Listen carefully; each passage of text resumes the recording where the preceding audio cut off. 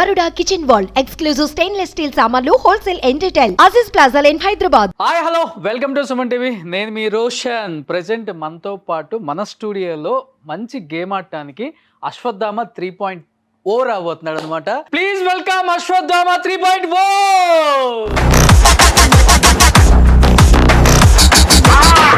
ఈ యొక్క signature step తో 13 వీక్స్ లాక్కొని వచ్చా గౌతమ్.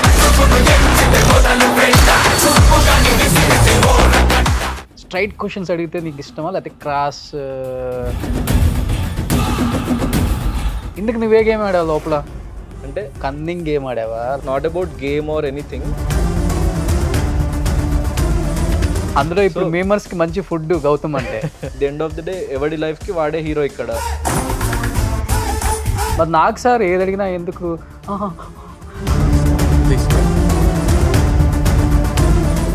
సుభాష్ శెట్టి ఎందుకు మీ ఇద్దరికి ఎప్పుడు ఒక వర్డ్ చిన్న ట్రిగర్ పాయింట్ ఏదైనా. ప్రియాంకకి మటుకు బాగా సపోర్ట్ చేసావు కదా కెప్టెన్ అవడానికి. తను వచ్చి నా కాళ్ళకి దండం పెడుతుంది. బిగ్ బాస్ హౌస్ లో సమ్ టైమ్స్ ఏంటంటే ముందు నుయ్యి వెనక గొయ్యి అంటే బ్రదర్ వచ్చారు బిగ్ బ్రదర్.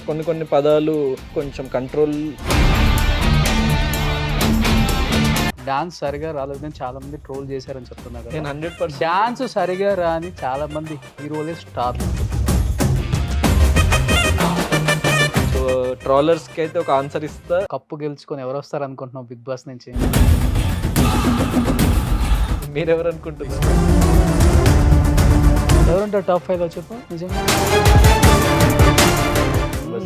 ఇంతమంది ఎక్స్పెక్ట్ చేస్తున్నారు ఫ్యాన్స్ కూడా. ఫ్యాన్స్ అందరూ అనుకున్నారు ఒక 3 years తర్వాత నేను మీకు ఇట్లాంటి updates. Hi hello welcome to Suman TV. నేను మీ రోషన్. ప్రెసెంట్ మనతో పాటు మన స్టూడియోలో మంచి గేమ్ ఆడటానికి అశ్వత్థామ 3.0 రాబోతున్నాడు అనమాట. Please welcome Ashwatthama 3.0.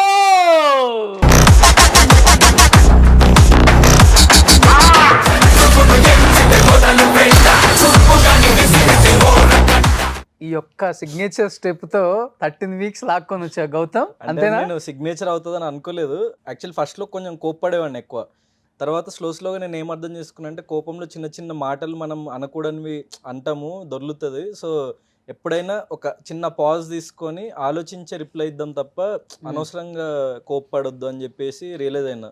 సో అప్పుడు నేను ఎప్పుడైనా ఎవరైనా నాకేమైనా పాయింట్ చెప్పినా, సో నాకు కోపం తెప్పించినా నేను వెంటనే ఇట్లా పెట్టేసుకొని ఒక 5 seconds కూల్ డౌన్ అని చెప్పేసి అనుకొని దెన్ నేను రెస్పాండ్ అయ్యేటోని. ఏంటి గౌతమ్ ఎక్కడికి వెళ్ళినా కానీ పంచ బాగా సెంటిమెంట్ అయిందా?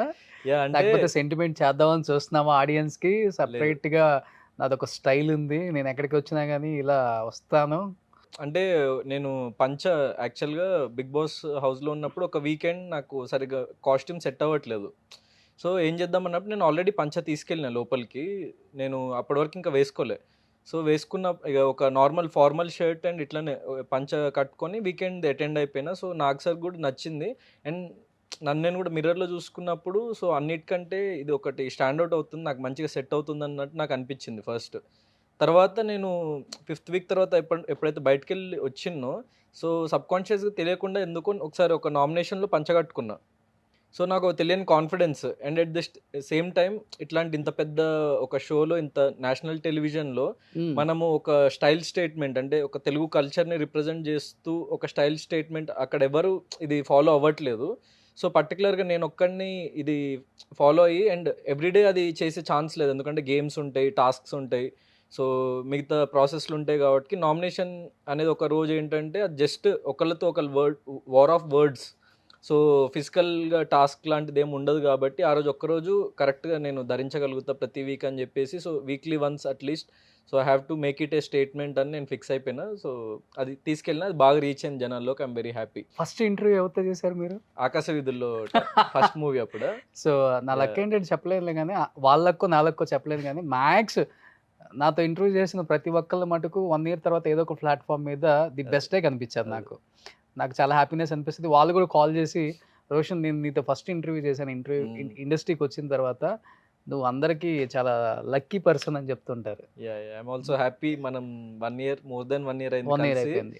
సో అప్పటికి ఇప్పటికి నేను కొంచెం గ్రో అయినా, సో మీకు కూడా హ్యాపీ ఉందని చాలా చెప్పారు హ్యాపీగా ఉంది. కాబట్టి ఐఎమ్ వెరీ హ్యాపీ అబౌట్ మ్మ్. నేను అనుకున్నాను అప్పుడే తినలో ఏదో ఉంది, డెఫినెట్గా వస్తాడు అని అనుకున్నాను. బట్ ఏంటంటే నీ దగ్గర నాకు బాగా నచ్చేది ఏంటంటే స్ట్రైట్ ఫార్వర్డ్ ఉంటాను, లోపల ఒకటి బయట ఒకటి ఉండదు. అది అండ్ ఇప్పుడు నువ్వు అలా ఉంటావు కాబట్టి, బిగ్ బాస్కి వెళ్ళొచ్చావు కాబట్టి, చాలా మంది ఈ షో చూస్తారు కాబట్టి, స్ట్రైట్ క్వశ్చన్స్ అడిగితే నీకు ఇష్టమా, లేకపోతే క్రాస్ ఎట్లాంటి క్వశ్చన్స్ అడిగినా అంటే అంటే బిగ్ ఇప్పుడు బాస్కి ఎక్కువ అదే కావాలి కదా? కాదు, Cross అట్లా కాదు. questioning అంటే ఇష్టం. హౌస్ లో ఉన్నప్పుడు ఏంటంటే నేను ఆ గేమ్ లో ఉన్న నాకు అందరు కాంపిటీటర్స్. సో ఇప్పుడు గేమ్ ఇంకా రన్ అవుతుంది, ఓటింగ్ లైన్స్ ఇంకా ఉన్నాయి కాబట్టి నేను పర్టికులర్ గా అయితే మీరు ఎట్లాంటి క్వశ్చన్స్ అడిగినా ఒకవైపు పాజిటివ్ గానీ నెగిటివ్ గానీ ఇన్ఫ్లుయెన్స్ అవ్వకుండానే ఆన్సర్స్ ఇస్తాను. ఇప్పుడు స్ట్రైట్ ఆన్సర్ చెప్తున్నావా బిగ్ బాస్కి వెళ్ళొచ్చిన తర్వాత, స్ట్రైట్ లేకపోతే బిఫోర్ మా గౌతమ్ లాగా ఉంటే ఓకే నో ప్రాబ్లం. అంటే బిగ్ బాస్కి వెళ్ళొచ్చావు కాబట్టి కొంచెం కన్నింగ్ లేదు, ఇవన్నీ ఉంటాయి కదా నథింగ్ తెలియకుండా. ఇందుకు నువ్వే గేమ్ ఆడావు లోపల? అంటే కన్నింగ్ గేమ్ ఆడావా లేకపోతే అది బయట మీకు కనిపించింది కదా, అసలు కన్నింగ్ అయితే ఐ డోంట్ స్ట్రైట్ ఫార్వర్డ్ ఉన్నావా? స్ట్రైట్ ఫార్వర్డ్గా నాకు అనిపించిన అభిప్రాయాలు నేను చెప్దాం అనుకున్నా. అంటే it's not about game or anything. నేను ఒక పాయింట్లో రియలైజ్ అయింది ఏంటంటే మనం ఫియర్ని పక్కన పెట్టేసి ఎన్ని వీక్స్ ఉంటామో, సో విన్ కావాలి, సో ఇన్ని వారాలు ఉండాలి అన్న మోటో అయితే నేను తీసేసిన ఫస్ట్ మైండ్ నుంచి. సో తీసేసి మనకు మనలా ఉండాలి అండ్ మనకి అనిపించిందంతా మనం అభిప్రాయాలు బయట చెప్పాలి. ఇప్పుడు సమ్టైమ్స్ బయట మనం అనిపించింది కామ్గా ఉండి అట్లున్న నడుస్తుంది, కానీ ఆ బిగ్ బాస్ షోలో ఏంటంటే మనకి ప్రతి ఒక్కటి మనకి అనిపించింది వ్యక్తపరచాలి బయటికి, లేకపోతే ఆడియన్స్కి అర్థం కాదు మనం ఏమనుకుంటున్నాం, మన మనసులో ఏం రన్ అవుతుందా అన్నది విషయం అర్థం కాదు. సో ఒక పాయింట్ తర్వాత నేను అది రియలైజ్ అయ్యి everything what ever I felt, good or bad, positive negative, ఆ ఫియర్స్ ఫైట్ అవన్నీ తీసేసి సో నాకు అనిపించింది చెప్దాము, సో దాని మీద నిలబడదాం స్ట్రాంగ్గా. సో అప్పుడే కనీసం అంటే వీడికి ఒక భయం లేదు అన్న ఆ పాయింట్లో అసలు జనాలకి మనము అనుకుంటుంది ఏంటో అర్థమవుతుంది అని చెప్పేసి నేను ఫీల్ అయ్యి సో అట్లనే ఉన్నా ఇంకా rest of the game. But నిన్నుగా అర్థం చేసుకున్న వాళ్ళు ఉన్నారా బిగ్ బాస్ లో ఎక్కువ మంది? 100%. లేకపోతే బిగ్ బాస్ హౌస్ లో మిస్అండర్స్టాండింగ్ చేసుకొని హౌస్ లో ఉన్నారో లేదో తెలియదు కానీ బయట ఆడియన్స్ అయితే చాలా ఆడియన్స్ ఉన్నారు కాబట్టి 13 వీక్స్ ఉన్నావు. సో అది నాకు హ్యాపీ. సో హౌస్ లో అక్కడ వాళ్ళకి నేను అంత అన్ని యాంగిల్స్ కనిపించకపోవచ్చు కానీ షో చూస్తున్న వాళ్ళకి దే ఆర్ వాచింగ్ ఎవ్రీథింగ్ కాబట్టి సో ఒక సెక్షన్ ఆఫ్ ఆడియన్స్ కంప్లీట్లీ నా వైపే ఉండి నాకు సపోర్ట్ చేస్తూ అట్లా ఉన్నారని నాకు బయటకు వచ్చిన తర్వాత తెలిసిన తర్వాత చాలా హ్యాపీ. ఎందుకంటే నాకు నేనుగా ఉండి నాకు నేనుగా ఆడిన దానికి ఒక ఫలితం వచ్చిందన్న హ్యాపీనెస్ నాకు వచ్చింది బయటకు వచ్చిన తర్వాత దానికి. సో యాక్టర్ కాకముందు డాక్టర్ కి చాలా పేషెన్స్ ఉంటుంది, ఎందుకంటే ఇన్ ఫ్యూచర్ చాలా మంది పేషెంట్లను కూడా హ్యాండిల్ చేయాలి కాబట్టి చాలా స్మూత్ గా ఉంటారు, హ్యాండిల్ చేయాలి, సెన్సిటివ్ గా ఉంటారు అంటారు. నీకేంటి గౌతమ్ అంత కోపం? అసలుకి కోపం అన్నది ఇంకా యాక్చువల్లీ ఇంతకుముందు చాలా ఉంటుండే, స్లోగా తగ్గింది. ఇక బిగ్ బాస్కి వెళ్ళిన తర్వాత ఎట్లా అంటే అది మన పేషెన్స్ లెవెల్స్ చెక్ చేసే గేమ్. అంటే ఒక్కటే ప్లేస్లో పెట్టేసి సో ఇట్స్ లైక్ అంటే ఇక అది వచ్చేస్తుంది బయటికి, మన చేతిలో లేదు చెప్పాలంటే. బయట చూసే వాళ్ళకి ఎందుకు కోపము, ఎందుకు బర్స్ట్ అవుతున్నారు అని అనిపిస్తుంది, కానీ అట్లాంటి సిచ్యువేషన్లో ఉన్నప్పుడు ఇక అది వచ్చేస్తుంది. సో హీట్ ఆఫ్ ది మూమెంట్లో వచ్చేస్తుంది. సో సమ్టైమ్స్ అది బ్యాడ్ వేలో వెళ్తుంది, సమ్టైమ్స్ గుడ్ వేలో వెళ్తుంది. సో నేను ఫస్ట్లో కొంచెం ఏదైనా బ్యాడ్ వేలో వెళ్ళినా కూడా స్లోగా నేను రియలైజ్ అయ్యి ఇది కాదు కదా సో మనమేంటో మనం అట్లా ఉందాము అని చెప్పేసి ఈవెన్ కోపం వచ్చినా కూడా పాయింట్స్ చెప్పేవాడిని తప్ప ఇంకా దాని మించి అగ్రెషన్ వెళ్ళొద్దు అని చెప్పేసి ఫిక్స్ అయిన ఒక పాయింట్లో. అందుకే నేను అరిచేవాడిని, నేను చెప్పేవాడిని పాయింట్స్, కానీ ఎవరిని కించపరిచేవాడిని కాదు. ఫస్ట్ 1-2 టైమ్స్ అట్లా ఏదో జరిగింది నా మిస్టేక్, అది నేను ఒప్పుకున్నా అక్కడ కూడా అండ్ బయట కూడా ఒప్పుకుంటా. So and because at the end of the అమ్మాయిల దగ్గర కూడా ఇంతే ఉంటావా? అమ్మాయిల దగ్గర కూడా ఇంతే లేదు అంటే హీట్ ఆఫ్ ద మూమెంట్ వచ్చేలోపు హార్ట్ ఆఫ్ ద మూమెంట్ చూపించేసి ఓకే. సో అంటే యాక్చువల్గా నాకు అమ్మాయిలు యూజువల్లీ నాకు ఎక్కువ ఫ్రెండ్స్ అమ్మాయిలు ఉంటారు, ఎందుకంటే బేసిక్గా నేను ఎమోషనల్లీ ఎక్కువ కనెక్ట్ అయ్యేది గర్ల్స్ తోని. సో అదే ఎందుకు అంటే ఒక రీజన్ ఉంటుంది కదా. రీజన్ ఏంటంటే ఇప్పుడు ఫర్ ఎగ్జాంపుల్ ఇద్దరు అబ్బాయిలు కూర్చొని మనకి ఏదైనా ఇట్లా బాధను ఎమోషన్ పంచుకుంటే ఏంద్రా నువ్వు అన్నట్టు ఏంటి అన్నట్టు ఉంటారు వాళ్ళు. అమ్మాయిలు అయితే కొంచెం అర్థం చేసుకుంటారు ఎమోషన్స్, నా ఫీలింగ్, నా పర్సనల్ ఒపీనియన్. ఇంకేముందా? అంతే అంతే అది అట్లా ట్యూనింగ్ అట్లా సెట్ అయింది. అండ్ తెలియకుండానే ఎక్కువ చాలా మంది అమ్మాయిలకి రీచ్ అవ్వడం, కానీ ఈవెన్ హౌస్లో కూడా ఒక పాయింట్ ఫస్ట్లో ఒక 1-2 టైమ్స్ శోభతో గొడవైనా కూడా ఒక పాయింట్ తర్వాత హౌస్లో ఉన్న అమ్మాయిలందరూ started like he's liking me and and like he's a good boy, అమ్మాయిని బాగా కేర్ చేస్తాడు అని. ఎందుకంటే కొన్ని ఎపిసోడ్లో రానివి కూడా వాళ్ళకి హెల్త్ బాగాలేనప్పుడు కానీ ఏదైనా I use to take care of them. అంటే నాకు అది సబ్కాన్షియస్గానే నేను తెలియకుండానే నాకు అది చేయాలి కదా, అరే పాపం అని అనిపించేది అనమాట. ఎందుకంటే వాళ్ళకి ఇంకా అక్కడ ఎవరు లేరు కదా. సో ఏదున్నా ఒకళ్ళకొకళ్ళే హెల్ప్ చేసుకోవాలి అక్కడికి end at the end of the day. So అది బయటకు వచ్చిన తర్వాత ఎంతమంది అమ్మాయిల దగ్గరికి వెళ్ళాం? అదే లేదు. నీ బాధను వ్యక్తపరచుకోవడానికి. ఇప్పుడు బాధ ఏం లేదు, ప్రస్తుతానికి సంతోషమే ఉంది, సంతోషం హ్యాపీ. సో అందరితో వ్యక్తపరుచుకుంటున్నా. చిన్న పాజ్ ఇచ్చినా గానీ మన వాళ్ళు వేసేసుకుంటారు. లేదు. అందులో ఇప్పుడు మేమర్స్ కి మంచి ఫుడ్ గౌతమ్ అంటే. సో అది కూడా హ్యాపీనే. ఎందుకంటే ఏదో ఒక రకంగా వాళ్ళు కూడా బాగుపడుతున్నారు అండ్ నన్ను కూడా బాగుపెడుతున్నారు, రీచ్ అవుతున్న జనాల్లోకి. ఓకే. సో ఎనీథింగ్ అంటే ఇప్పుడు అది పాజిటివ్ పాజిటివ్ గానే వచ్చినా, తీసుకుంటావు నెగిటివ్ అవన్నీ. వచ్చినా, ట్రాల్స్ వచ్చినా, మీమ్స్ వచ్చినా, కామెడీ అయినా, ఏది జరిగినా కూడా అంతా మన మంచిగా అనుకునే టైప్ అనమాట నేను. ఎందుకంటే at least they are liking me, నన్ను గుర్తించిండ్రు, వీడంటూ ఒకడు ఉన్నాడు ఇండస్ట్రీలో, వీడంటూ ఒకడు ఉన్నాడు అని గుర్తించే కదా అదంతా జరుగుతున్నది. సో 100% మనం ఎదుగుతున్నామంటేనే మనకు నెగిటివిటీ, మన ట్రాల్స్ అది మరి ఎంత ఇలా పెరుగుతుంటే ఇలా ఎదుగుతున్నట్టు. ట్రోల్ చేసే వాళ్ళ మీద ఎందుకు కోపం రాదు? మరి యాక్చువల్గా నీకు కోపం ఎక్కువ కదా. Yeah. ఆ? అంటే వాళ్ళు నాకు తెలియకుండా నా సక్సెస్ కి తోడ్పడుతున్నారు కదా ఓ ట్రాలర్స్ కూడా. సో అయితే నీలో రెండు కోణాలు, టూ యాంగిల్స్ ఉంది అనుకుంటా. అబ్బా, ఇన్నర్ గౌతమ్ ఒకడు ఉన్నాడు, బయటకు గౌతమ్, కనిపించే గౌతమ్ ఒకడు ఉన్నాడు. అంటే ఇప్పుడు గేమ్ లో ఫర్ ఎగ్జాంపుల్ అక్కడ మనం ఆన్ ఫీల్డ్ ఉన్నప్పుడు ఏంటంటే మనకు 1-1 గేమ్, బయట జనాలు అదంతా మనం పక్కన పెట్టేస్తాం. మనము ఆ గేమ్లో నిమగ్నం అయిపోయి ఉంటాం కాబట్టి అక్కడ ఏదైనా మనకి నచ్చకపోయినా లేకపోతే మనకి వేరే పర్సన్ అభిప్రాయం నచ్చకపోయినా సో ఆ కోపం కానీ like heat of the moment arguments కానీ వస్తాయి. కానీ ఇప్పుడు బయట లైఫ్లో ఇట్స్ నాట్ ఏ గేమ్. అంటే ఇప్పుడు at the end of the day ఎవడి లైఫ్కి వాడే హీరో ఇక్కడ. సో మనకి ఎవడు కాంపిటీటర్ లేడు. సో నేను నిన్న ఏంటి ఈరోజు ఏంటి అన్నది చూసుకుంటా. సో ఇంకా రేపు ఏం అవ్వాలి, సో ఫర్దర్గా ఇంకా ముందుకు ఎట్లా వెళ్ళాలి అన్నది ఆలోచిస్తే తప్ప ఇంకా ఎవరితో కాంపిటీషన్ కాదు, ఎవరితో గొడవ పడాల్సిన అవసరం లేదు బయట. గౌతమ్ అంటే ఒక క్వశ్చన్కి స్కూల్లో కానీ పిల్లోడు టీచర్కి ఆన్సర్ ఎంత బాగా నిలబడి మొత్తం చెప్తాడో, స్టార్టింగ్ నుంచి ఎండింగ్ వరకు అంత బాగా చెప్తాను ఒక క్వశ్చన్ అడిగితే. నీలో అది ఆ టాలెంట్ మటుకు ఉంది పక్క. ఫ్రమ్ డే 1 నుంచి నేను అబ్జర్వ్ చేస్తున్నాను కదా. మరి నాకు సార్ ఏది అడిగినా ఎందుకు అట్లా అయిపోతావు, అట్లా నేను అయిపోతావు అయ్యేటోడు అట్లా. కానీ నేనంటే కామ్గా చెప్పేవాడిని. క్రాస్ క్వశ్చన్ చేసినప్పుడు అంటే సమ్ టైమ్స్ నీలో ఉన్న టాలెంట్ అప్పుడే కదా బయటపడేది. క్రాష్ క్వశ్చన్ చేసినప్పుడే నువ్వు ఎలా ఆన్సర్ చెప్తావు అనేది చాలా ఇంపార్టెంట్ ఆడియన్స్ కి. అంటే నాగ్సన్ చూసి కొంచెం ఆయన స్టేజ్ అని చూసి ఆ లిటిల్ ఫియర్ అయితే నాకు 100% ఉంటుంది. నేను బయట కూడా చెప్పిన. So might be out of that fear ఆయన మీద ఉన్న రెస్పెక్ట్కి నేను అంత ఓపెన్గా అందరితో మాట్లాడలేకపోయినేమో అంత స్ట్రాంగ్గా అనుకోవచ్చు అంతే.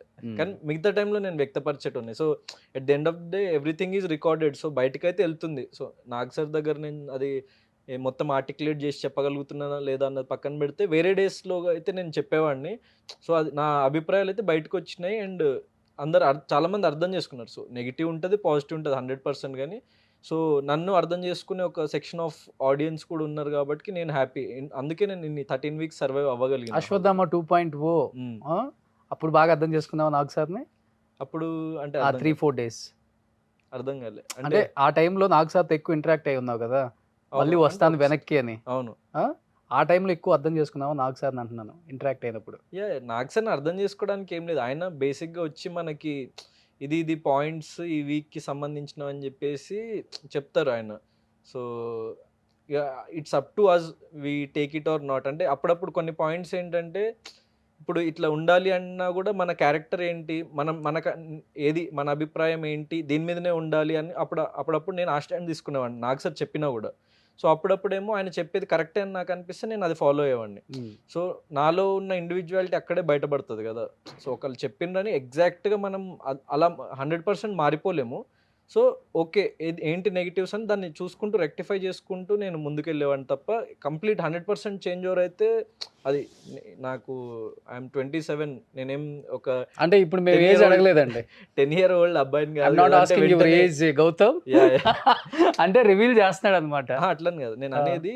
అంటే ఇన్ని సంవత్సరాలు నేను బ్రతికి నాకంటూ ఒక అభిప్రాయాలు, నాకంటూ ఒక వ్యక్తిత్వం, పర్స్పెక్టివ్ ఆఫ్ లైఫ్ వచ్చిన తర్వాత అంత ఈజీగా 1-2 మూమెంట్స్లో 1-2 daysలో అది మారిపోదు. సో నేను ఏదైనా తప్పు చేస్తే అది రెక్టిఫై చేసుకొని ముందుకెళ్ళేవాడిని తప్ప సో మెచ్యూరిటీ వచ్చిందా బిగ్ బాస్కి వెళ్ళిన తర్వాత? Yeah, 100%. వెళ్ళక ముందే వచ్చిందా? ఇంకా అది maturity is something that we gain every day. So అట్లా అప్పుడు వచ్చింది ఇప్పుడు వచ్చింది 100% అని ఎవరు చెప్పలేడు. 10 సంవత్సరాల తర్వాత చూసుకుంటే ఇంకా మెచ్యూర్డ్గా ఉంటాయి, 20 సంవత్సరాల తర్వాత చూసుకుంటే ఇంకా మెచ్యూర్డ్గా ఉంటాయి. అంటే కంటిన్యూగా it's a continuous process Nag sir అంతే. క్వశ్చన్స్ అడిగినప్పుడు అనిపించింది ఎప్పుడైనా కానీ ఏమని టార్గెట్ చేస్తున్నారు నన్ను కొంచెం పర్లేదు అంటే అనిపించిందా? సో To be- అనిపించడం అని కాదు అంటే, సో ఐ ఫీల్ బ్యాడ్ అంటే కొంచెం సెన్సిటివ్ నేను, సో కొంచెం బాధ అనిపించేది. బట్ నాగ్ సార్ నుంచి వస్తుంది కాబట్టి సో ఆయన అంటే నాకు చాలా respect at the end of the day. And ఆయనని నేను చూస్తూ ఆయన ఫిల్మ్స్ ఎన్నో చూస్తూ నేను లైక్ ఇన్స్పైర్ అయినా. సో నాగ్ సార్ కూడా ఆన్ స్టేజ్ చెప్పిన నేను. సో ఒక పాయింట్లో ఏమనిపించిందంటే ఆయన నన్ను తిట్టని పొగడిని, సో ఆయన నా కోసం టైం తీసుకొని నాతో మాట్లాడుతుండు, ఈ పాయింట్స్ చెప్తుండు, అది చాలు నాకు అని చెప్పేసి నేను ఫిక్స్ అయిపోయినా. So Great. అందుకే ఏమైనా అన్నా కూడా నేను నవ్వుతూ ఉండేవాడిని, ఏదో పెద్ద బాధపడిపోయి ఏడ్ చేయడము, కన్నీళ్ళు గారు చేయడం అట్లాంటివి ఏం చేయలేదు నేను. కానీ ఎప్పుడైనా. సెన్సిటివ్ అంతే. యా లోపల అనిపిస్తుంది కదా, అరే, అనిపిస్తుంటది. చిన్న అది వస్తుంది, కానీ బౌన్స్ బ్యాక్ వెంటనే మళ్ళీ బౌన్స్ బ్యాక్ అయ్యేటోని, నార్మల్ అయిపోయేటోని వెంటనే. సో ఇప్పుడు చాలా సెన్సిటివ్ కాబట్టి నీ ఫ్రెండ్స్ కొంతమంది ఉన్నారు ఇక్కడ, ఓకే. వాళ్ళని చూసి లోపల ఏమనిపిస్తుందో చెప్పు ఒకసారి. ఫస్టే వచ్చాడు నీ పీక పట్టుకోవడానికి. Very funny guy. సో కలుస్తుంటాం బయట కూడా, కలిసి మూవీస్ కూడా చేస్తాం. Yeah very good friend. Okay. Big బాస్లో తేజ ఎలా ఆడాడంటే ఏమని చెప్తావు? ఒక అది మాటలో. ఆడియన్స్ చెప్పాలి, వాళ్ళ ఆట గురించి డిసైడ్ చేయడానికి I'm no one. But as a person like he's a very funny guy and మంచి ఫ్రెండ్. ఇప్పుడు పీక పట్టాడు కదా నీది. యా అప్పుడు కూడా ఏమనలే, ఇప్పుడు కూడా ఏమన్నా, నేను ఇప్పుడు ఏమనలే ఆ విషయం కోసం. ఆడియన్స్ హట్ అయిండ్రు అండ్ మా ఫ్యామిలీ వాళ్ళు కొంచెం హట్ అయింది, నా ఫ్రెండ్స్ కొంచెం మంది హట్ అయిండ్రు. సో అవునా? వాళ్ళకి వచ్చి సారీ చెప్పిండు, వాడు బయటికి ఎలిమినేట్ అయ్యి బయటికి రాగానే మా ఫ్యామిలీని కలిసి కూడా ఈ told sorry and it's okay అంటే ఇట్స్ పార్ట్ ఆఫ్ గేమ్. నేను అంత నీకు serious సారీ గా చెప్పాడా? యా నాకు కూడా అప్పుడు కూడా సారీ చెప్పి, నేను అప్పుడే నువ్వు కావాలని చేయలేదు నాకు తెలుసు అని చెప్పేసి అన్న అప్పుడే ఇమీడియట్గా.